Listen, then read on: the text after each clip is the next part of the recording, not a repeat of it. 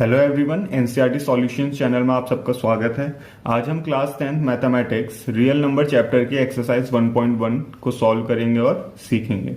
इस चैप्टर को करने से पहले मैं आपको बता दूं कि इस चैनल में हम पूरा इंट्रोडक्शन कवर करते हैं, एग्जाम्पल का हर एक क्वेश्चन को सॉल्व करते हुए एक्सरसाइज की हर एक क्वेश्चन को सॉल्व करते हैं। तो मैं आपसे चाहूंगा कि आप इस वीडियो को लाइक कीजिए, शेयर कीजिए इस वीडियो को अपने क्लासमेट और स्टडी मेट्स के साथ, चैनल को सब्सक्राइब कीजिए और बेल नोटिफिकेशन आइकन जरूर क्लिक कीजिए ताकि हर नई वीडियो की नोटिफिकेशन आपको सबसे पहले मिल सके। तो ठीक है, हमारा जो पहला चैप्टर है वो है रियल नंबर। इसको स्टार्ट करते हैं। तो रियल नंबर करने से पहले कुछ नंबर्स के बारे में इंट्रोडक्शन में आपको देना चाहूंगा, और ये इंट्रोडक्शन जो आपको मैं दे रहा हूं, आप इस क्लास 10 से प्रीवियस क्लासेस में आपने नंबर्स के बारे में जितना सीख रखा है उसको हम एक छोटे से इंट्रोडक्शन में कवर करेंगे। तो सबसे पहले हमारे पास आता है नेचुरल नंबर। नेचुरल नंबर आप जानते हैं, इनको काउंटिंग नंबर भी कहते हैं। Starting from 1 2 3 4 5 and so on, इनको काउंटिंग नंबर भी कहते हैं और नेचुरल नंबर ये रहे। अंडरस्टूड। वोल नंबर क्या होते हैं? वोल नंबर 1 2 3 4 काउंटिंग नंबर तो होते ही हैं इसमें, वोल नंबर में इसमें जीरो भी इंक्लूड होता है। अंडरस्टूड। पहले जो हमारे पास नेचुरल नंबर होते हैं उसमें क्या होता है, जीरो इंक्लूड नहीं होता है। तो उसके बाद हमें जरूरत पड़ी जीरो की, जिसमें हमने वोल नंबर इंट्रोड्यूस किया। तो वोल नंबर में क्या होता है, काउंटिंग नंबर होते हैं पूरे 1 2 3 4 एंड सो ऑन आगे तक, उसमें जीरो भी इंक्लूड हो गया तो ये बन गया वोल नंबर। अंडरस्टूड। अब आया हमारा इंटीजर। इंटीजर क्या होता है, हमारे पास काउंटिंग नंबर्स हैं, हमारे पास जीरो भी है। अब हमें चाहिए नेगेटिव, वही काउंटिंग नंबर नेगेटिव में चाहिए। तो जीरो के राइट हैंड साइड में पॉजिटिव नंबर्स हैं, पॉजिटिव काउंटिंग नंबर्स हैं, और जीरो के लेफ्ट हैंड साइड में नेगेटिव काउंटिंग नंबर्स हैं। तो हमें जब वोल नंबर, ये जीरो से लेके पूरे वोल नंबर, हमें जब नेगेटिव में काउंटिंग नंबर चाहिए हुए तो हमने इंटीजर्स इंट्रोड्यूस किए। अंडरस्टूड। इंटीजर्स समझ में आया आपको? तो इंटीजर्स आपको पता है। तो इंटीजर्स क्या होते हैं, पॉजिटिव के काउंटिंग नंबर्स, जीरो और नेगेटिव के काउंटिंग नंबर्स। अंडरस्टूड। अब उसके बाद रैशनल नंबर आया। अब रैशनल नंबर क्या होता है, P अपॉन Q के फॉर्म में जो नंबर्स होते हैं उनको हम कहते हैं रैशनल नंबर। वेयर जहां एक कंडीशन होती है कि Q not equal to zero, Q क्या होगा, जीरो नहीं होना चाहिए। अब देखिए, आप जानते हैं P क्या है, न्यूमरेटर, और Q क्या है, डिनोमिनेटर। तो जो ऊपर अपॉन के ऊपर है उसको न्यूमरेटर कहते हैं, और अपॉन के नीचे जो है डिनोमिनेटर कहते हैं। तो डिनोमिनेटर जिसको हमने Q कह रहे हैं, ये जीरो नहीं होना चाहिए। अंडरस्टूड। रैशनल नंबर की ये है कि P अपॉन Q के फॉर्म में होना चाहिए और Q not equal to zero होना चाहिए। अब इसको हम एग्जांपल से समझते हैं। मान लीजिए पहला हमारे पास एग्जांपल है 4/8। 4/8 है। अभी ये क्या है, 4/8 सिंप्लीफाइड फॉर्म में नहीं है। अगर मैं इसको 4 से कैंसिल कर दूं तो 4 1 जा 4, 4 2 जा 8, तो क्या आ जाएगा 1/2। तो 1/2 है, सिंप्लीफाई करके 1/2 आया। लेकिन आप देखेंगे कि जो अपॉन में 2 है वो हमारा क्या है, Q है, और Q not equal to zero. Upon denominator हमारा क्या है, जीरो नहीं है। क्या है हमारा इस केस में 2। और दूसरा एग्जांपल है हमारे पास 0/4। हमने क्या कहा है कि Q मतलब डिनोमिनेटर जीरो नहीं होना चाहिए, न्यूमरेटर जीरो हो सकता है। तो 0/4 ये भी क्या है, एक रैशनल नंबर है। अंडरस्टूड।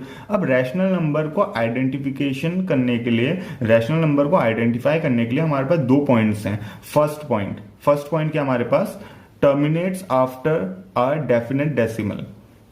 टर्मिनेट्स मतलब खत्म हो जाता है, after a definite decimal, decimal के बाद किसी डेफिनेट वैल्यू पे टर्मिनेट हो जाता है, मतलब खत्म हो जाता है, स्टॉप हो जाती है वैल्यू आना।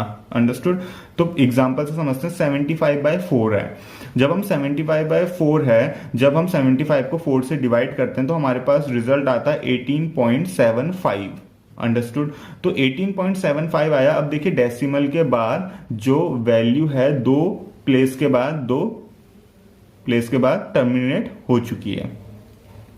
तो डेसिमल के बाद जो हमारी वैल्यू है, दो प्लेस के बाद टर्मिनेट हो चुकी है, मतलब इससे आगे वैल्यू नहीं बढ़ी है, यहीं पे स्टॉप हो चुकी है। तो ये हो गया terminates after a definite decimal. तो डेसिमल के बाद टर्मिनेट हो चुका है। तो ये हो गया first point, identification of a rational number का, कि हम रैशनल नंबर को कैसे पहचानते हैं। पहला पॉइंट ये हो गया, समझ में आया। अब दूसरा पॉइंट है नॉन टर्मिनेटिंग बट रिपीटिंग। क्या कहना चाह रहा है, ना ही टर्मिनेट होता है, नॉन टर्मिनेटिंग, टर्मिनेट नहीं होता है, मतलब डेसिमल के बाद वैल्यूज आते रहती है, बट रिपीटिंग, लेकिन रिपीट होते हुए आती है। एक सीक्वेंस के फॉर्म में क्या होता है, रिपीट होता है। अंडरस्टूड।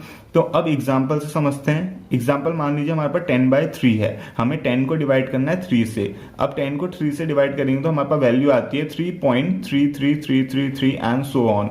ये आगे को इसी तरीके से इसकी वैल्यू बढ़ते हुए जाती है, इसी तरीके से इसकी वैल्यू बढ़ते हुए जाती है, कहीं पे भी ये टर्मिनेट नहीं होता। इसीलिए कहा गया है नॉन टर्मिनेटिंग बट रिपीटिंग। लेकिन क्या हो रहा है, रिपीट हो रहा है। 3 जो डेसिमल के बाद 3 आया है ये रिपीट हो रहा है, रिपीट हो रहा है। अंडरस्टूड। तो या तो 3 या तो अगर मान लीजिए 3-5 आया होता तो 3-5-3-5 आगे को रिपीट होता, एक पर्टिकुलर सीक्वेंस में रिपीट होती है वैल्यूज। ओके, तो ये हो गया रैशनल नंबर के 2 आइडेंटिफिकेशन पॉइंट्स। अब आया हमारे पास इर्रेशनल नंबर। अब देखिए इर्रेशनल नंबर इर्रेशनल नंबर काफी इंटरेस्टिंग है। कैसे? क्योंकि इसमें पाई इंक्लूड होता और पाई एक काफी इंटरेस्टिंग नंबर है। पाई के बारे में मैं आपको अलग से एक पाई पे ही इंफॉर्मेशन डेडिकेट करते हुए मैं आपको पाई के बारे में ही बताऊंगा कि पाई क्या होता है, हम इसके बारे में कितना जानते हैं और क्या क्या बातें ऐसी हैं इंटरेस्टिंग जो हम नहीं जानते हैं। तो पाई के बारे में बहुत जल्दी मैं आपको एक वीडियो में बताऊंगा पाई के बारे में। अब इसके बाद इंटरनेशनल नंबर में पाई होता है √3, √5, √7। तो रूट में जो भी वैल्यूज होंगी हमारी, और आप देखेंगे तो ये सब क्या है, प्राइम नंबर्स हैं। प्राइम नंबर्स क्या होते हैं, जो खुद से और 1 से डिविजिबल होते हैं। अंडरस्टूड। तो इरेशनल नंबर ये होते हैं जो रूट में हैं, जैसे पाई, √3, √5, √7 एटसेट्रा। अंडरस्टूड। इरेशनल नंबर का आइडेंटिफिकेशन पॉइंट 1, सिर्फ एक आइडेंटिफिकेशन पॉइंट है, वो है नॉन टर्मिनेटिंग, नॉन रिपीटिंग। ना ही टर्मिनेट होगा ना ही रिपीट होगा। फॉर एग्जाम्पल पाई को ले लेते हैं example. Pi is equal to 3.141592 and so on. मैंने सिर्फ 92 तक वैल्यूज लिखी हैं, इसकी वैल्यूज और आगे तक आते रहती हैं। और आप ये देखिए कि जैसे इरेशनल नंबर का आइडेंटिफिकेशन पॉइंट में कहा गया नॉन टर्मिनेटिंग, टर्मिनेट नहीं हो रहा है, वैल्यूज आगे को आते रह रही हैं। नॉन रिपीटिंग, और ना ही डेसिमल के बाद कोई भी वैल्यू रिपीट हो रही है, ना ही किसी सीक्वेंस के फॉर्म में, ना ही किसी नंबर के फॉर्म में। नंबर के फॉर्म में मतलब जैसे यहाँ पे 3 था, सिर्फ ये एक नंबर है तो ये क्या है, 3 रिपीट होते जा रहा था। और क्या है, सीक्वेंस भी नहीं, इसमें क्या है, कोई सीक्वेंस भी नहीं है। तो डेसिमल के बाद ना ही रिपीट होगा, नॉन रिपीटिंग, कोई नंबर भी कोई भी किसी भी सीक्वेंस के फॉर्म में रिपीट नहीं हो रहा है, और नॉन टर्मिनेटिंग, ना ही ये टर्मिनेट हो रहा है। तो अंडरस्टूड। तो इरेशनल नंबर क्या है, आइडेंटिफिकेशन उसकी कि नॉन टर्मिनेटिंग, नॉन रिपीटिंग होगा, ना ही टर्मिनेट होता है ना ही रिपीट होता है। अंडरस्टूड। तो ये सब चीजें यहां तक आप जानते हैं कि नेचुरल नंबर क्या होता है, होल नंबर क्या होता है, इंटीजर्स क्या होते हैं, रैशनल नंबर क्या होता है, इरेशनल नंबर क्या होता है, ये सब चीजें आप जानते हैं। अब हमारे पास आया रियल नंबर, जो हमारा क्लास 10th का फर्स्ट चैप्टर है। रियल नंबर वो है क्या असल में, वो हम नंबर्स के बारे में ही जानेंगे, लेकिन रियल नंबर होता क्या है। रियल नंबर क्या होता है, रैशनल नंबर और इरेशनल नंबर मिलके रियल नंबर बनाते हैं। रैशनल नंबर और इरेशनल नंबर मिलके रियल नंबर बनाते हैं। अब मैं आपको एक छोटी सी बात बताता हूं कि रैशनल नंबर, देखिए रैशनल नंबर क्या होता है, P/Q के फॉर्म में जो हमारा नंबर हो उसको रैशनल नंबर कहेंगे, जहां Q ≠ 0 होना चाहिए।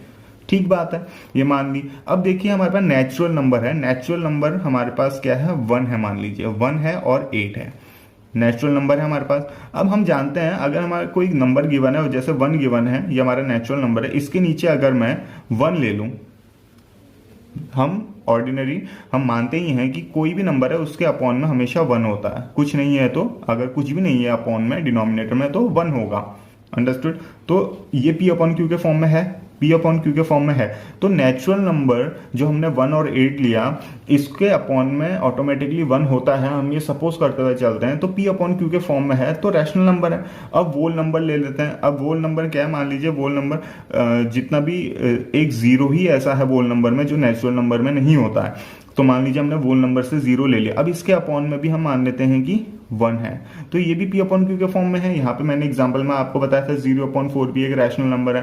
तो 0/1 ये भी क्या P/Q के फॉर्म में है, जहां Q ≠ 0 है। तो ये भी क्या हो गया, रैशनल नंबर कह सकते हैं हम इसको। आई बात समझ में। अब हम ले लेते हैं इंटीजर्स। इंटीजर्स में देखिए, इंटीजर्स में 0, 1, 2, 3, 4 ये सब तो वोल नंबर में आ गया। अब इंटीजर्स में जो नेगेटिव काउंटिंग नंबर्स या नेगेटिव नेचुरल नंबर्स जो होते हैं 0 के लेफ्ट हैंड साइड में, उसमें से कुछ ले लेते हैं। -1 है, इसमें भी अपॉन हम 1 मान सकते हैं, P/Q के फॉर्म में है ये भी। Of course P upon Q के फॉर्म में। तो इंटीजर्स भी हम क्या है रैशनल नंबर में ले सकते हैं। तो ये आप देखिए कि नेचुरल नंबर हो, वोल नंबर हो या इंटीजर हो, ये सब किस में आ गया, रैशनल नंबर के अंडर हम ला सकते हैं। इसको समझ में आ रही है बात जो मैंने आपको यहाँ पे समझाई। तो ये रैशनल नंबर के अंदर आ गए। और इररैशनल नंबर, जो रैशनल नंबर नहीं है वो क्या है, इररैशनल नंबर है। इररैशनल नंबर क्या होते हैं, नॉन टर्मिनेटिंग, नॉन रिपीटिंग, जो नंबर ना ही टर्मिनेट हो ना ही रिपीट हो डेसिमल के बाद, तो उसको हम कहते हैं इररेशनल नंबर। तो आप ये समझिए कि रियल नंबर के अंदर सारे ही, एटलीस्ट सारे ही नंबर आते हैं। और रैशनल नंबर के अंदर नेचुरल नंबर भी हम ले सकते हैं, होल नंबर भी, इंटीजर्स भी ले सकते हैं। अंडरस्टूड। तो हमने सीखना है रियल नंबर के बारे में, और जो नंबर्स के बारे में इंट्रोडक्शन है वो मैंने आपको अभी तक दिया। अब हम आगे बढ़ेंगे, हम एग्जांपल्स करेंगे। तो रियल नंबर क्या होता है, rational number plus irrational number मिलके रियल नंबर बनाते हैं। और इस चैप्टर में हम क्या, रियल नंबर हमारा चैप्टर है, इसमें हम रैशनल और इररेशनल नंबर के बारे में ही सीखेंगे। अंडरस्टूड। अब नेक्स्ट हमारे पास इंट्रोडक्शन में थ्योरम। एक्सरसाइज 1.1 की अब थ्योरम हमारे पास है, थ्योरम 1.1। इस थ्योरम का नाम क्या है, यूक्लिड्स डिवीजन लेमा। बुक में यूक्लिड डिवीजन लेमा कहा गया है, इसको यूक्लिड डिवीजन एल्गोरिथम भी कहते हैं। इस थ्योरम में क्या बोला गया है हमसे वो सीख लेते हैं। इसमें कहा गया given positive integer a and b, there exist unique integer q and r satisfying a is equals to bq plus r, where r is greater equals to 0 and r is smaller than b। क्या कहना चाह रहे हैं, ये कहना चाह रहे हैं गिवन पॉजिटिव इंटीजर, हमारे पास कोई पॉजिटिव इंटीजर दिया गया है। इंटीजर आप जानते हैं, अभी इंट्रोडक्शन में हमने देखा इंटीजर क्या होता है, 0 होता है हमारे पास इंटीजर में, और उसके बाद हमारे पास नेचुरल नंबर उसके राइट में, और वही नेचुरल नंबर नेगेटिव में हमारे पास उसके लेफ्ट में। अंडरस्टूड। तो इंटीजर्स हम जानते हैं इंटीजर्स क्या होते हैं। तो गिवन पॉजिटिव इंटीजर, हमें मान लीजिए कोई पॉजिटिव इंटीजर दिया गया है a एंड b, पॉजिटिव भी हो सकता है नेगेटिव भी हो सकता है। तो पॉजिटिव इंटीजर क्या होता है, पॉजिटिव भी हो सकता है नेगेटिव भी हो सकता है, लेकिन हमें पॉजिटिव इंटीजर बोला गया है, तो a और b क्या है, पॉजिटिव है। देयर एग्जिस्ट यूनिक इंटीजर्स, तो इस केस में जब हमें a और b दिया होगा तो वहां क्या होगा, q और r भी एग्जिस्ट होगा। q और r भी हमारे पास दो इंटीजर्स होंगे जहां जो सेटिस्फाई करेंगे इस इक्वेशन को, a is equal to B Q plus R. आ रही बात समझ में। तो a is equal to B Q plus R, ये इस इक्वेशन को सेटिस्फाई करेंगे जहां ये जो r गिवन है ये ग्रेटर होगा या इक्वल्स टू होगा 0 के, ये 0 से बड़ा होगा, 0 से बड़ा होगा या 0 के इक्वल होगा, और ये r लेकिन छोटा होगा किससे, इस b से। आई बात समझ में। तो ये एक्सप्रेशन काफी इंपॉर्टेंट है जो दिया गया है, a is equal to B Q plus r, where r is greater equal to 0 and r is smaller than b। अब इसको समझते हैं ये क्या बोला गया है, इसको हम एक एग्जांपल से समझेंगे। उससे पहले मैं आपको एक चीज देखूं, एक चीज इस एक्सप्रेशन को कंपैरिजन करूं। तो ये कंपैरिजन देखिए, dividend is equal to divisor into quotient plus remainder. आई बात समझ में। मैंने एक ही एक्सप्रेशन लिखा है, इसको कंपेयर करूं मैं, डिविडेंड क्या है हमारा, ए को हमें डिविडेंड कहा है, बी क्या हमारा डिवाइजर, और क्यू क्या है हमारा कोशिएंट, और आर क्या है हमारा रिमाइंडर। आई बात समझ में। तो यह है dividend is equal to divisor into quotient plus remainder. अब एक चीज और देखिए, हमारे पास कोई नंबर है 24, इसको हमें डिवाइड करना है 3 से। अंडरस्टूड। तो हम क्या लिखेंगे डिवाइड करते समय, 8 3 सा 24, रिमाइंडर क्या आया 0, रिमाइंडर क्या आया 0। तो आप जानते हैं कि ये जो 24 है ये क्या है, ये डिविडेंड है, ये है डिविडेंड। ये 3 क्या है, 3 है हमारा डिवाइजर, ये 8 क्या है, 8 हमारा कोशिएंट है, और 0 क्या है हमारा रिमाइंडर, 0 क्या हमारा रिमाइंडर। आप ये चीज जानते हैं, इसको यहां इससे कंपैरिजन कीजिए, ये जो चीज लिखी है मैंने इसको इससे कंपैरिजन कीजिए तो आपको समझ में आएगा कि ये तो हमने डिवीजन एल्गोरिथम, ये क्या है डिवीजन एल्गोरिथम है जो हमें यूक्लिड्स ने बताई थी। हमें डिवाइड करना आता था, हमें डिवाइड करना पता था अभी तक। अब यूक्लिड ने क्या बताया, इसी डिवाइड का डिवीजन एल्गोरिथम बताया कि हम कैसे इसको डिवाइड करते हैं, एक एल्गोरिथम बता दिया। एल्गोरिथम क्या होता है? एक तरीका जिससे हम कोई नोन चीज, जैसे डिवाइड करना हम जानते हैं कि डिवाइड कैसे होता है, लेकिन डिवाइड करने का तरीका एक नोन फॉर्म में जो हम पहले से ही जानते हैं उसका एक फॉर्मूला या डेरिवेशन जो दिया होता है उसको कहते हैं एल्गोरिथम। तो यूक्लिड ने ये एल्गोरिथम दी थी, तो इसी को कहते हैं डिवीजन, यूक्लिड्स डिवीजन लेमा या यूक्लिड डिवीजन एल्गोरिथम। आई बात समझ में? तो ये है हमारी थ्योरम 1.1। अब आप देखिए ये जो आपने डिवाइड किया है इसको इसी से कंपेयर करेंगे तो आपको समझ में आएगा। आप इसको इसी से कंपेयर करेंगे तो आपको समझ में आएगा कि 24 हमारा डिविडेंड है, 24 इज इक्वल्स टू डिवाइजर कितना हमारा 3 इंटू क्वेश्चन क्या हमारा 8 प्लस रिमाइंडर क्या हमारा 0। अब ये देखिए आप जानते हैं ये हमारा RHS है, ये हमारा क्या है LHS है, लेफ्ट हैंड साइड और right hand side. Left hand side में हमारे पास 24 है, इसको सॉल्व करते हैं।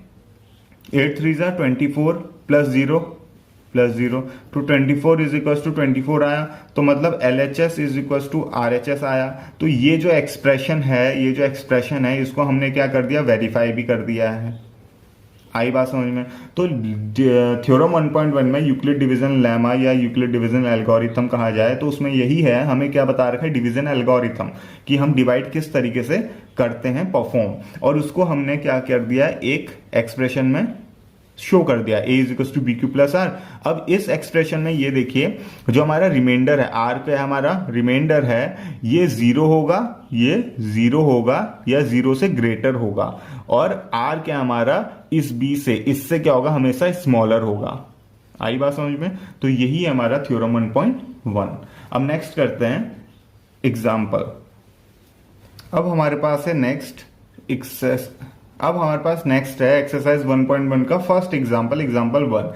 इसमें क्या कहा गया है? इसमें कहा गया है use Euclid's algorithm to find the HCF of 4052 and 12576। तो अभी जो हमने थ्योरम 1.1 देखी, जो यूक्लिड्स डिवीजन एल्गोरिथम देखी या यूक्लिड्स डिवीजन लेमा, जो भी वहां पे थ्योरम का नाम था, उसको देखा, तो उसका यूज करते हुए, उसमें जो यूक्लिड्स एल्गोरिथम दी गई थी उसका यूज करते हुए हमें क्या बताना है, HCF फाइंड आउट करना है 4052 और 12576 का।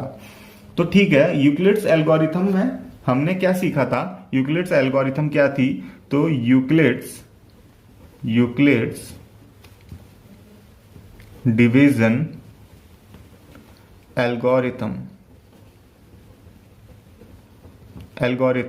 यूक्लिड्स डिवीजन एल्गोरिथम के अकॉर्डिंग हमें क्या कहा गया था कि a is equals to B Q plus r where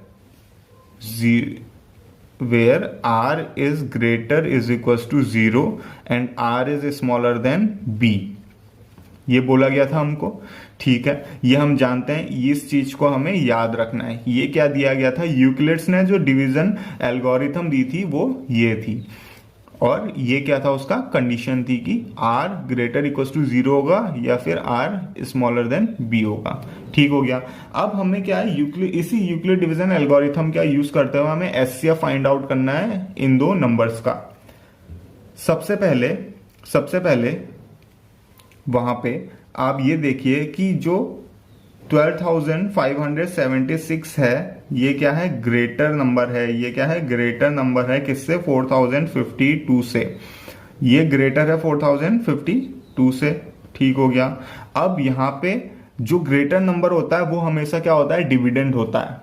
divide तभी तो कर पाएंगे हम, छोटे नंबर से बड़े नंबर को डिवाइड करते हैं। अंडरस्टूड। तो 12576 हमारा डिविडेंड है। तो हम पहले इसको क्या करेंगे, डिवीजन एल्गोरिथम करना है हमने, इसके हेल्प से क्या करना है, फाइंड आउट करना है क्या, HCF इन दो नंबर्स का। तो एग्जांपल चल रहा है, फर्स्ट टाइम हम इस तरीके के क्वेश्चन कर रहे हैं जिसमें हमने HCF फाइंड आउट करना है यूक्लिड एल्गोरिथम से। तो इसको देखिए, समझिए, हमारे पास है 12576, हमें डिवाइड करना है इसको 4052 से। अंडरस्टूड।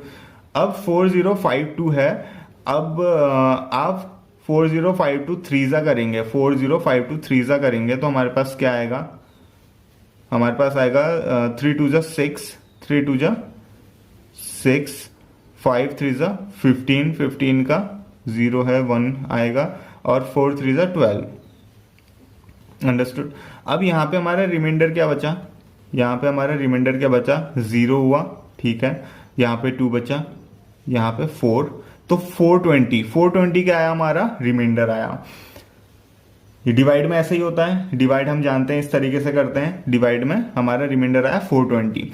अब देखिए अभी हमारा क्या रिमाइंडर 0 नहीं आया है, रिमाइंडर हमारा 0 अभी नहीं आया है, तो हम क्या करेंगे, 420 को अब हम बना देंगे डिवाइजर, 420 को क्या बना देंगे, डिवाइजर। अब 420 जो हमारा रिमाइंडर था ये डिवाइजर बन चुका है, और डिवाइजर बन चुका है, तो ये 420 किसको डिवाइड करेगा, जो हमारा इससे पहले डिवाइजर था। तो 4052 अब क्या बन चुका है, ये डिविडेंड। 4052 अब क्या बन चुका है, डिविडेंड। अब इस 420 से इसको डिवाइड करेंगे, तो 420 10 जा अगर मैं करता हूं तो 420 आएगा, वो इससे बड़ा हो जाता है, तो 420 9 जा करके देखते हैं, तो 9 0 जा 0, 9 2 जा 18 का 8, 1 कैरी, 9 4 जा 36 और 1 37, 3780। अब इसका सब्ट्रैक्ट करेंगे और रिमाइंडर निकालेंगे, तो ये आ जाएगा 2, 8 2 10 5, 5 6 7 7, और यहाँ पे 9 7 8 9 2, क्या आया 272। अब हमारे पास क्या आ गया, 272 आ गया सब्ट्रैक्ट करके, ये रिमाइंडर बचा। अब ये रिमाइंडर जो हमारा बचा इसको बना देंगे हम डिवाइजर, इसको बना देंगे हम डिवाइजर, और जो इससे पहले वाले केस में डिवाइजर था उसको बना देंगे हम डिविडेंड। आई बात समझ में। अब ये 272 को से हम 420 को क्या करेंगे, डिवाइड करेंगे, तो 272 1 जा ही होगा, तो 272 आया। अब इसको फिर से रिमाइंडर निकालेंगे, इसका कितना बचा, 10 में से 2 8, 7 8 9 10 11 3 4, अब क्या बचा 48, और 3 में से 2 गया 1, अब क्या बचा 148 बचा। अब हमारे पास अभी भी रिमाइंडर 0 नहीं आया है, तो हमारा 148 रिमाइंडर बचा, तो इससे पहले वाले केस में जो हमारा डिवाइजर था उसको बना देंगे अब हम डिविडेंड। आई बात समझ में।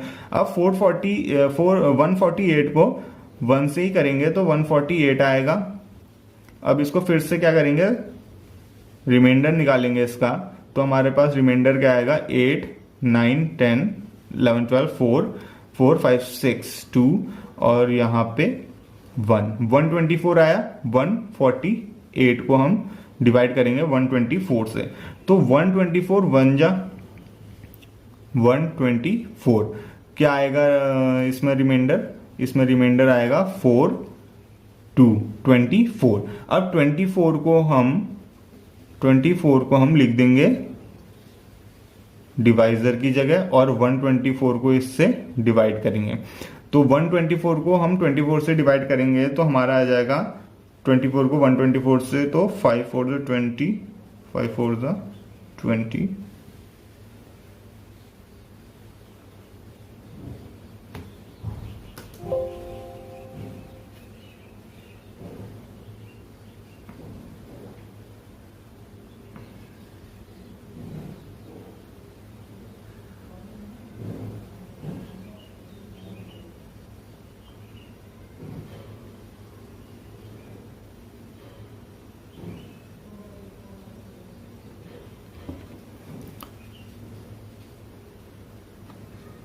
तो 5 4 20 का 2, और 5 2 10 11 12, 120 आया, तो रिमाइंडर कितना बचा 4।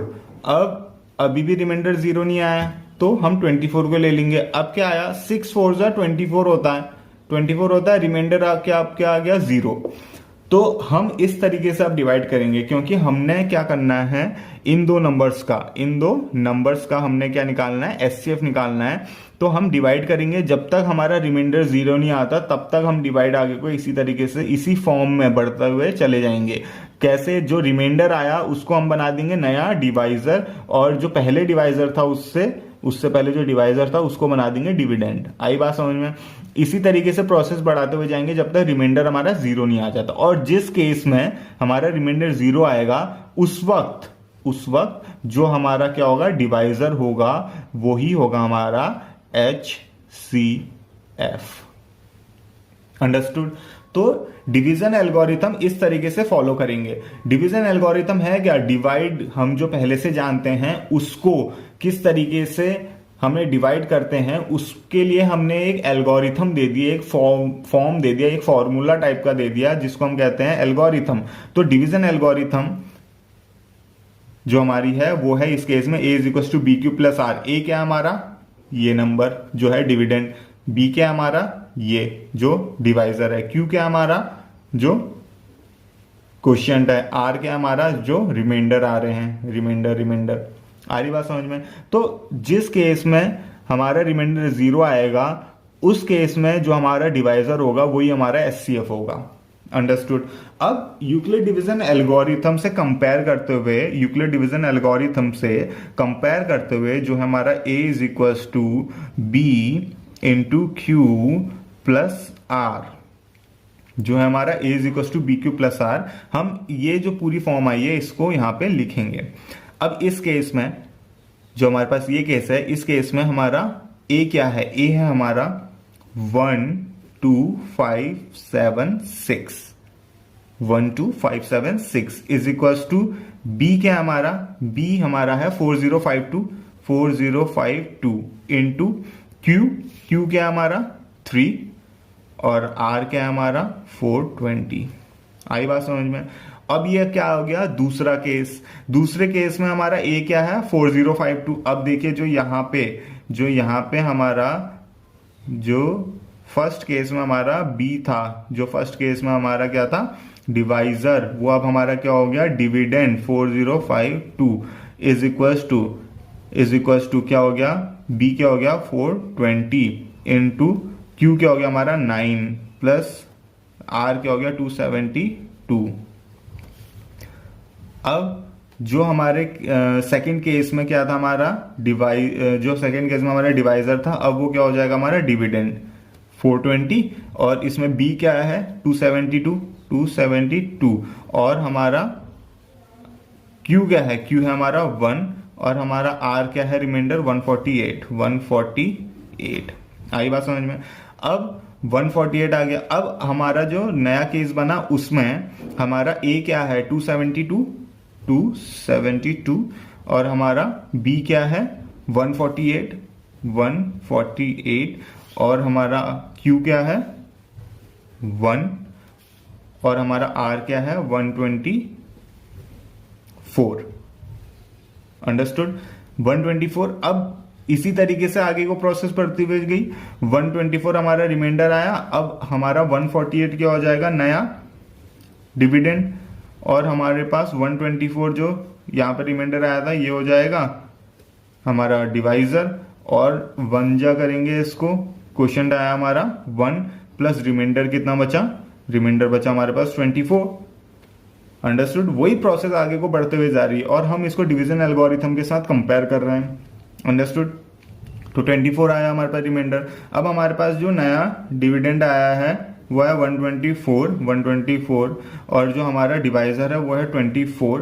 इसको हम क्वोशिएंट हमारा 5 और हमारा रिमाइंडर क्या आया है 4। अंडरस्टूड।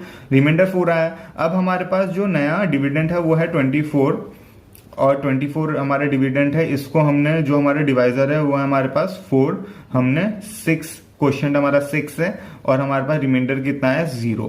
तो जिस केस में हमारे पास रिमाइंडर 0 आया है उस केस में जो हमारा डिवाइजर है इसी को कहते हैं एचसीएफ। अंडरस्टूड। तो ये है एचसीएफ। आई होप कोई प्रॉब्लम नहीं है आपको समझ में आ रहा है किस तरीके से हम इस क्वेश्चन को सॉल्व कर रहे हैं। यूक्लिड डिवीजन एल्गोरिथम मैंने आपको थ्योरम में बता रखी है, a is equal to B Q plus r, जो हमारा क्या है डिवीजन एल्गोरिथम है कि हम किस तरीके से डिवाइड को परफॉर्म करेंगे। तो हमें यूक्लिड डिवीजन एल्गोरिथम यूज करके हमें एचसीएफ फाइंड आउट करना था 4052 एंड 12576 का। उसको किस तरीके से हमने किया, हमने डिवाइड को आगे को बढ़ाते हुए गया। मैंने आपको ये डिवाइड करने का तरीका बताया। जिस केस में रिमाइंडर 0 आएगा उस केस में जो डिवाइजर होगा हमारा वही एचसीएफ होता है। अंडरस्टूड। तो अब हम क्या कहेंगे, अब हम ये कहेंगे कि एचसीएफ ऑफ क्या है हमारे पास नंबर 4052 एंड 12,576 इज 4। अंडरस्टूड? यह है हमारा आंसर। बहुत इजी क्वेश्चन है।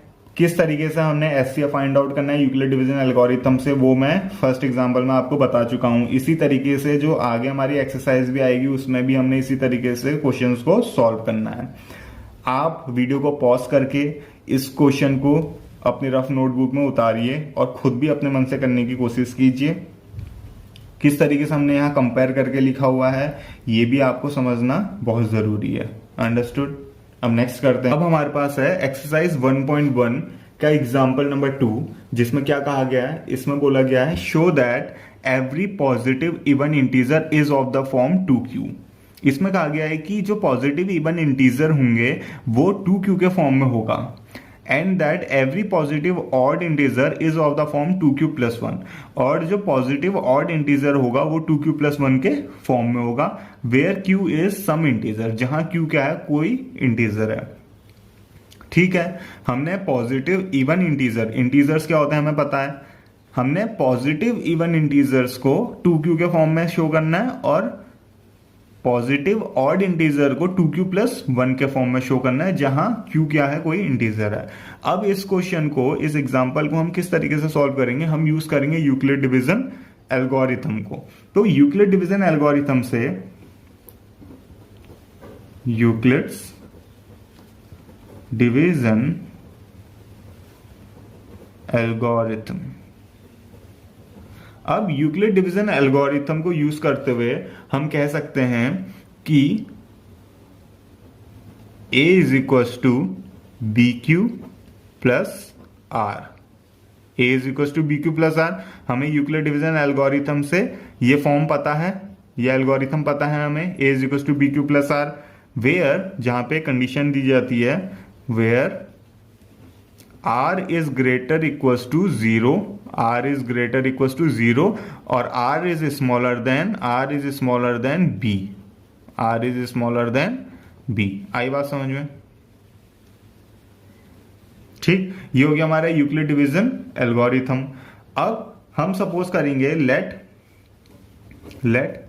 a be any positive integer and b is equals to 2। हमने सपोज किया है let a be any positive integer, हमने a को क्या सपोज कर दिया है, हमने a को सपोज किया पॉजिटिव इंटीजर और b को सपोज किया हमने 2, b को 2 सपोज किया। b को 2 कैसे सपोज किया, अब आप क्वेश्चन को ध्यान से देखिए। इसमें हमें जो जिस फॉर्म में लेके आना है वो है 2q और नीचे वाला जो है 2q + 1। अब q के साथ जो हमारा नंबर है उसको देखिए 2 है, हमारे पास क्या है 2, और हमारे पास जो फॉर्म होती है उसमें क्या होता है हमारे पास bq। तो जो हमारा b है अगर हम क्वेश्चन से कंपेयर करें तो b को हमें 2 लेना पड़ेगा, क्योंकि क्वेश्चन में b हमारा क्या है 2। तो हम क्वेश्चन की फॉर्म देखते हुए समझेंगे कि b को हमने क्या लेना है, तो b को हमने क्या सपोज किया 2। अंडरस्टूड? तो ये काफी इंपॉर्टेंट लाइन है, काफी इंपॉर्टेंट पॉइंट है। a को हमने पॉजिटिव इंटीजर सपोज किया, हमने इवन ऑड कुछ सपोज नहीं किया, हमने सिर्फ पॉजिटिव इंटीजर सपोज किया है a को, और b को हमने सपोज किया है 2। b को 2 क्यों सपोज किया है, b को 2 इसलिए सपोज किया है क्योंकि क्वेश्चन में हमारे क्वेश्चन में जो b की फॉर्म दी गई है वो दी गई है 2। अंडरस्टूड? तो b हमारे पास 2 है, क्यों? क्योंकि q के साथ जो नंबर हमारे पास है वो 2 है, और नीचे वाले केस में भी q के साथ जो नंबर है हमारे पास 2 है। और फॉर्म में अगर हम फॉर्मूले में देखें, हमारे जो डिवीजन एल्गोरिथम है उसमें देखें तो q के साथ हमारे पास क्या होता है, b होता है, तो वही b हमारे ने 2 लिया है। अंडरस्टूड? अब इसके बाद हम ये जो हमने सपोज किया है इसको यूक्लिड डिवीजन एल्गोरिथम से कंपेयर करेंगे। अब हम कहेंगे a is equals to 2q plus r, a is equals to 2q plus r, where r is greater is equals to 0 and r is smaller than 2।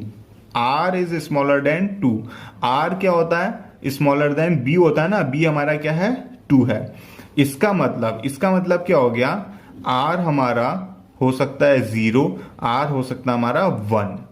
r हमारा क्या है? r हमारा 2 से छोटा होना चाहिए, ये हमारा कंडीशन में है। तो r हमारा 2 से छोटा क्या क्या हो सकता है? 0 हो सकता है और 1 हो सकता है। आई बात समझ में? तो r हो सकता है हमारा 0 और 1। आई होप आपको इतना समझ में आया होगा। ठीक है, अब नेक्स्ट क्या करेंगे? नेक्स्ट हम देखेंगे जब हमारे पास when r is equal to 0, जब हमारे पास r 0 है तो a की वैल्यू क्या होगी? a is equal to 2q plus 0। a is equal to 2q plus 0 और a is equal to 2q। आई बात समझ में? अब हम नेक्स्ट देखेंगे when r is equal to 1। When r is equal to 1, जब r इज इक्वल टू 1 है तो a की वैल्यू क्या होगी? a is equal to 2q plus 1। a is equal to क्या हुआ? 2q plus 1।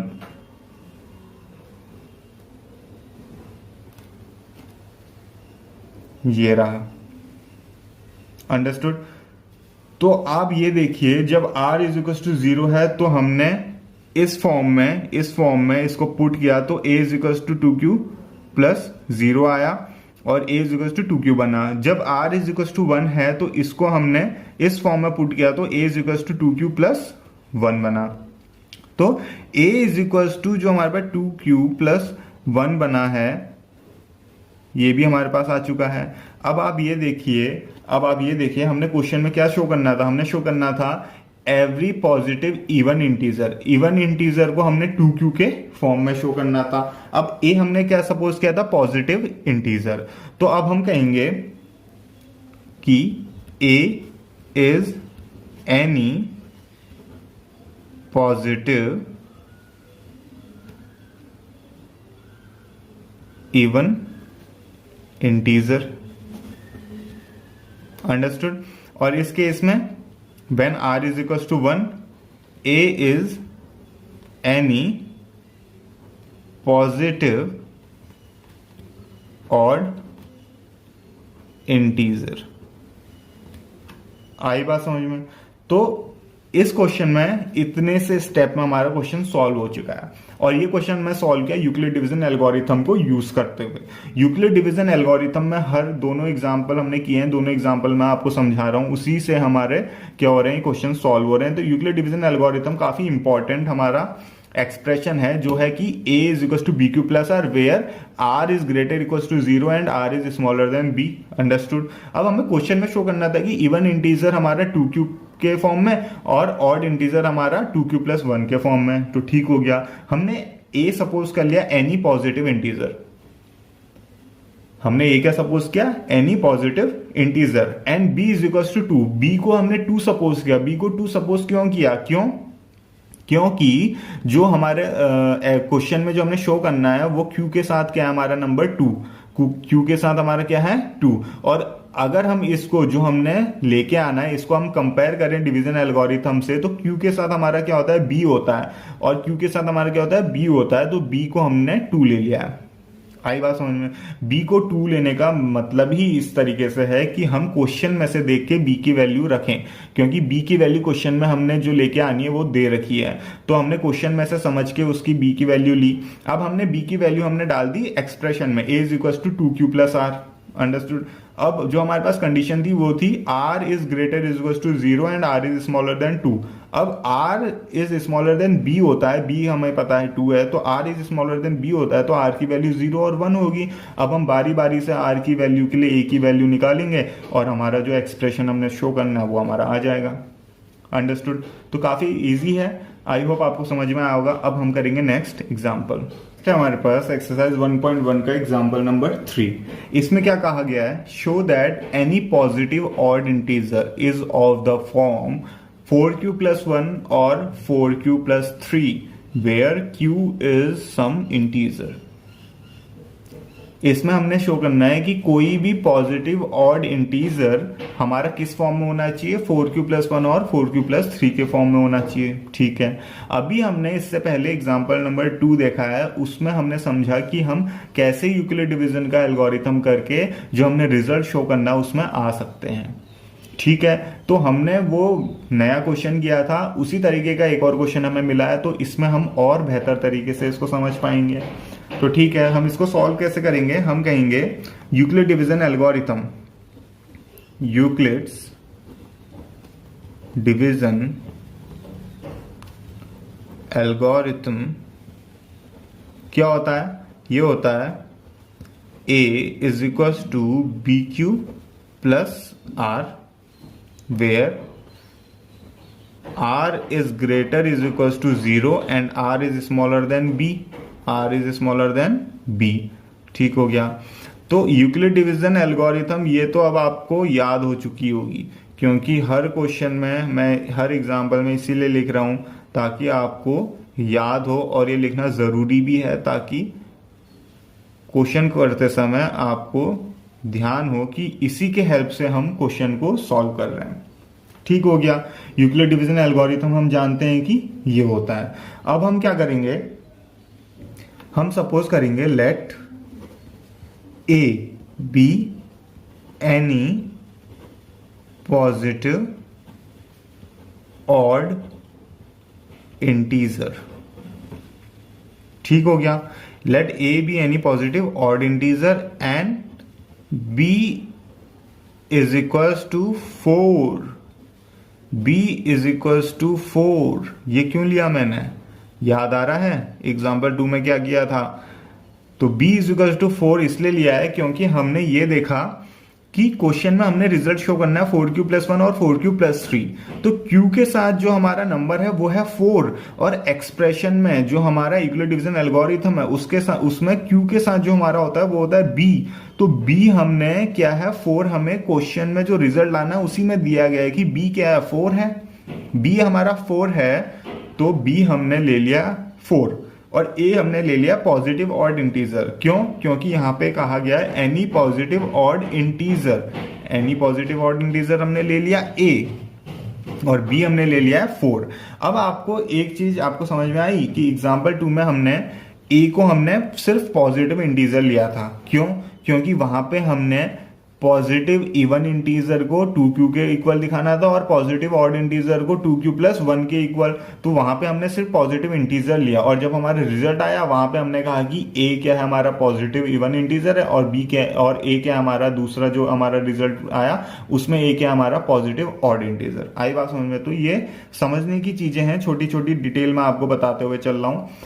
तो a be any positive odd integer and b = 4। Understood. अब हम डालेंगे ये जो वैल्यूज हमने लिए हैं, ये b = 4 और a को पॉजिटिव ऑड इंटीजर, अब हम इसको यूक्लिड डिवीजन एल्गोरिथम में शो करेंगे। ठीक है,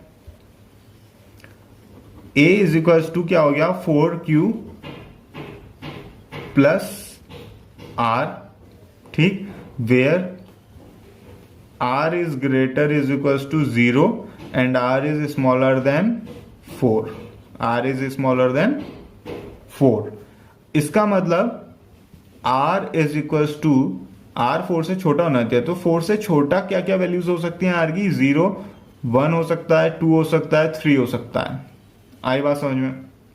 तो ये r की वैल्यू 0 हो सकती है, 1 हो सकती है, 2 हो सकती है और 3 हो सकती है। अब हमने क्या करना है, अब हमने r के डिफरेंट वैल्यूज के लिए a की वैल्यू देखनी है। व्हेन r = 0, जब r 0 है तब क्या होगा, तब a होगा हमारा 4q + 0। आई बात समझ में।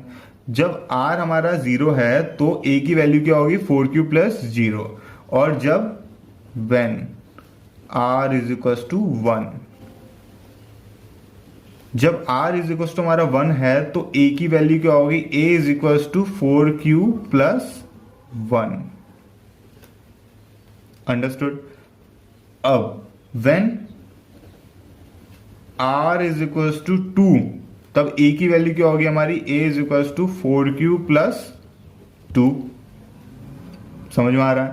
अब when r is equals to 3, जब r की वैल्यू 3 है तो a की वैल्यू क्या होगी हमारी 4q प्लस 3। कोई दिक्कत? तो r की डिफरेंट वैल्यूज के लिए हमने a की वैल्यूज निकाल ली, अब देखिए हमें रिजल्ट में क्या चाहिए था, हमें चाहिए था 4q प्लस 1 और 4q प्लस 3। ठीक है, हमें दो वैल्यूज चाहिए थी, तो हम कहेंगे कि a इन केसेस में क्या है,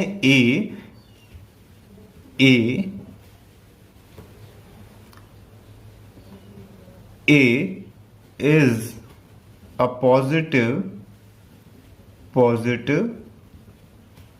odd integer, और इस केस में भी a is a positive odd integer। Understood? तो a क्या है, जो हमें रिजल्ट चाहिए था उसमें, उस केसेस में क्या हमने लिख दिया, a is a positive odd integer, जो हमने शो करना था।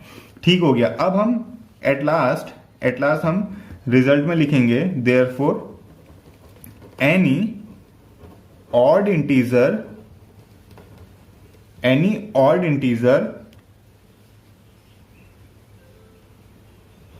is of the form 4q plus 1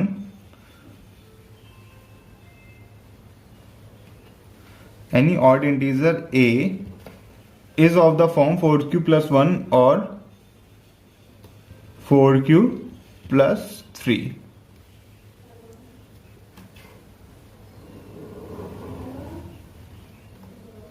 ये हो गया हमारा आंसर। अंडरस्टूड? तो अब आप ये देखिए, जो हमें रिजल्ट चाहिए था वो है हमारा 4q प्लस 1 और 4q प्लस 3। तो हम सिर्फ इसी के बारे में बात करेंगे। तो हम इसके बारे में कहेंगे कि a is a positive odd integer, और aq प्लस 3 जहां पे आया वहां पे कहेंगे a is a positive odd integer. और एट लास्ट हमने रिजल्ट दे दिया any odd integer a is of the form 4q plus 1 और 4q प्लस 3। आई बात समझ में? तो एग्जाम्पल नंबर 2 और एग्जाम्पल नंबर 3 सिमिलर था। आर की डिफरेंट वैल्यूज के लिए हमने वैल्यूज निकालनी है, और फिर जो हमने रिजल्ट शो करना है उनको हम आंसर की तरह ले लेंगे। आई बात समझ में? इसमें भी यूक्लिड डिवीजन एल्गोरिथम यूज हुआ है। अब नेक्स्ट करेंगे हम एग्जाम्पल नंबर 4। नेक्स्ट है हमारे पास एक्सरसाइज 1.1 का एग्जाम्पल नंबर 4। इसमें क्या कहा गया है? इसमें बोला गया है अ स्वीट सेलर हैज 420 काजू बर्फी and 130 बादाम barfi. She wants to stack them in such a way that each stack has the same number. तो एक स्वीट सेलर है जिसके पास 420 काजू बर्फी है और 130 बादाम बर्फी है। वो चाहती है ढेर लगाना। स्टैक मतलब ढेर लगाना जैसे किसी चीज का हम 1 by 1 ऊपर ढेर लगाते हैं। शी वॉन्ट टू स्टैक दम इन सच अ वे, वो इन बर्फीज को, काजू बर्फी और बादाम बर्फी को ढेर लगाना चाहती है इस तरीके से कि जितने भी ढेर बने उसमें सेम नंबर ऑफ बर्फी हो। अंडरस्टूड? अब इसके बाद नेक्स्ट पार्ट में कहा गया है and they take up the least area of the tray, और जिस भी ट्रे में वो ढेर लगेगा उसमें वो जो ढेर हैं इस तरीके से हों कि वो कम से कम एरिया लें। ठीक हो गया?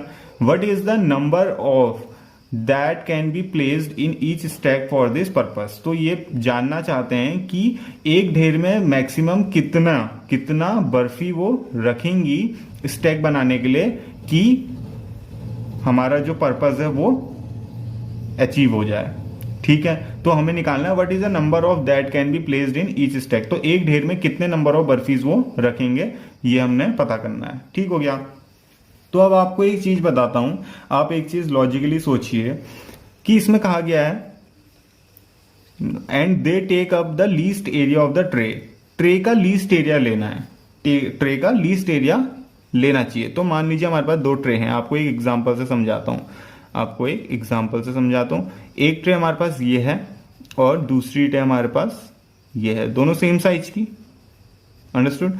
तो दो ट्रे हैं हमारे पास। मान लीजिए आपके पास 90 बर्फीज हैं, काजू बर्फीज और बादाम बर्फी मिला के 90 बर्फी हैं। आपने ढेर लगाया, पहला ढेर, दूसरा ढेर, तीसरा ढेर। एक ढेर में कितने 30 30 30, एक ढेर में 30 है तो पूरे कितने हो गए 90। तो 90 आपके पास बर्फीज थी, आपने ढेर लगा दिए 3 और एक में 30 बर्फी क्या करे बर्फी रख दी एक ढेर में। अब दूसरे केस में मान लीजिए मैं 2 ढेर बनाता हूं और एक ढेर में 45 बर्फी रखता हूं, एक ढेर में 45, 90 बर्फी है हमारे पास। तो हमने दोनों 2 ढेर बनाए, 2 में एक ढेर में कितना रख दिया 45 रख दिया, तो 90 बर्फी अरेंज हो गया हमारे स्टैक में।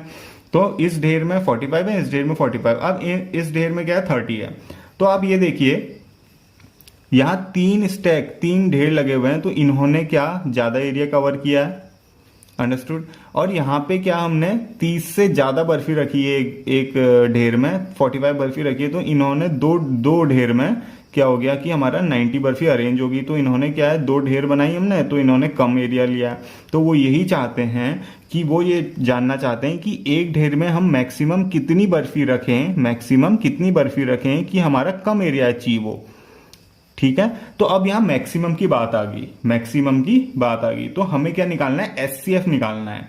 एचसीएफ निकालना है 420 काजू बर्फी और 130 बादाम बर्फी का, अंडरस्टूड।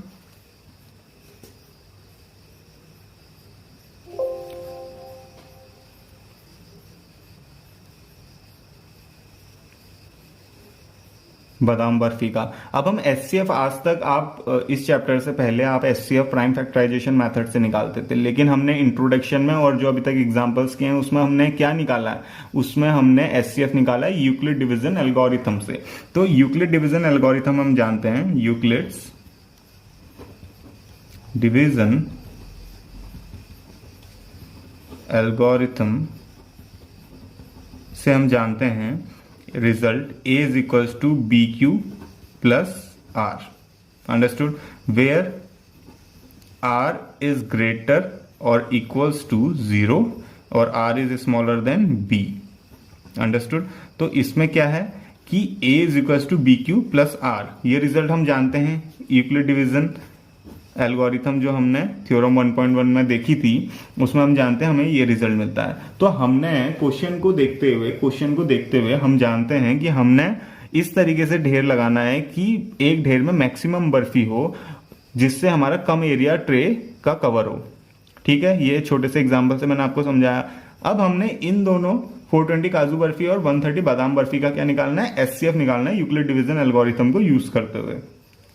ठीक है, तो अब हम उसी तरीके से जिस तरीके से एचसीएफ निकालते हैं, तो 420 हमारा ग्रेटर नंबर है, तो ये हो गया हमारा डिविडेंड, और 130 क्या हो गया हमारा डिवाइजर। अब 130 कितने जा होगा, 130 3 जा करेंगे तो 390 होगा। तो 130 हम करेंगे 4 जा करके देखेंगे, 4 0 4 3 12 4 4 5, ये 500 में कुछ जा रहा है तो हम 3 ही लेंगे। तो 3 ले लेते हैं, 130 3 तो 3 0 3 3 9 3 1 3 390 आया। हमारा रिमाइंडर बच रहा है, तो रिमाइंडर हमारा क्या बच रहा है 9 10 11 12 3, ये बचा 30। तो 30 हमारा रिमाइंडर बचा। जो हमारा पहले डिवाइजर था वो अब हमारा हो गया डिविडेंड हो गया।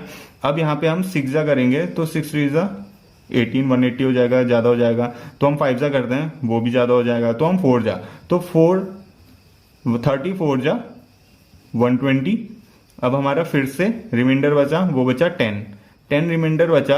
अब इसके बाद 30 जो हमारा पहले डिवाइजर था वो डिविडेंड हो गया, पता है आपको ये प्रोसेस।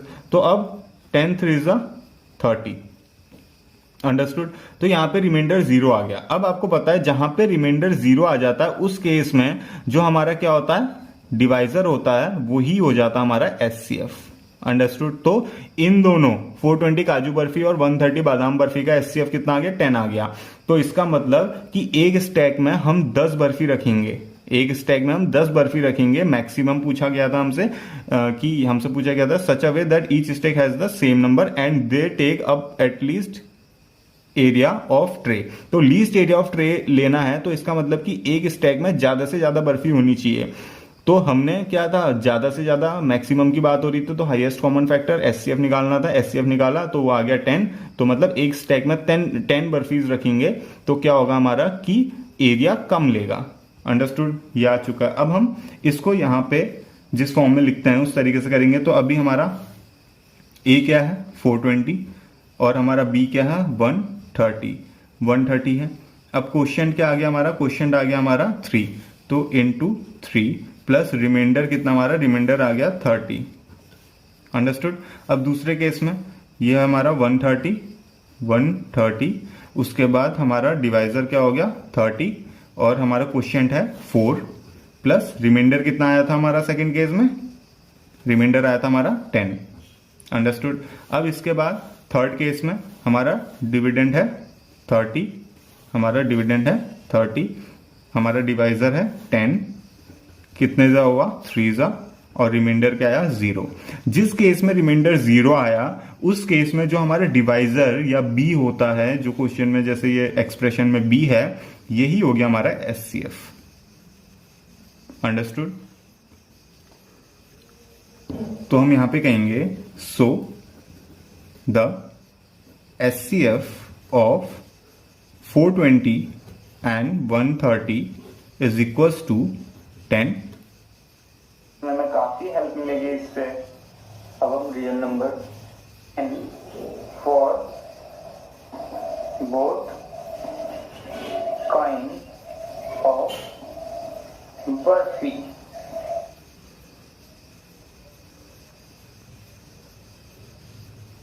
तो हमारा एचसीएफ 10 आ चुका है। अब हमने क्या करना है, अब हमें पता चल गया है कि एक स्टैक में 10 बर्फीज होंगी, तो लेकिन हमें ये जो क्वेश्चन दिया गया है ये लैंग्वेज में दिया गया, तो हम इसका आंसर भी क्या लिखेंगे, लैंग्वेज में लिखेंगे। हम कहेंगे so the sweet seller can make stack of 10 barfi, stack of 10 burfies for both kind of burfies of the tray। Understood. तो हमने लैंग्वेज में यह आंसर लिख दिया है। आई बात समझ में। तो इस तरीके से क्वेश्चन करना है। इस तरीके के लैंग्वेज के क्वेश्चन में हमसे पूछा क्या, किस तरीके से गया है कि लीस्ट एरिया ट्रे में हमें चाहिए। तो लीस्ट एरिया ट्रे में कब कवर करेगा, जब एक स्टैक, जो एक ढेर लगेगा उसमें मैक्सिमम बर्फीज हम रखेंगे। तो मैक्सिमम बर्फीज रखनी है तो ऑब्वियस सी बात है, ये हमें समझना पड़ेगा कि हमने मैक्सिमम बर्फीज एक स्टैक में करनी है तो हमें एचसीएफ निकालना है। वही हमने समझ के एचसीएफ निकाला। एचसीएफ भी किस तरीके से, हम एचसीएफ निकालना जानते थे प्राइम फैक्टराइजेशन मेथड से, लेकिन अब हमने सीख लिया यूक्लिड डिवीजन एल्गोरिथम, तो उसकी हेल्प से हमने क्या निकाला, एचसीएफ निकाला और हमने आंसर अपना बता दिया। अंडरस्टूड।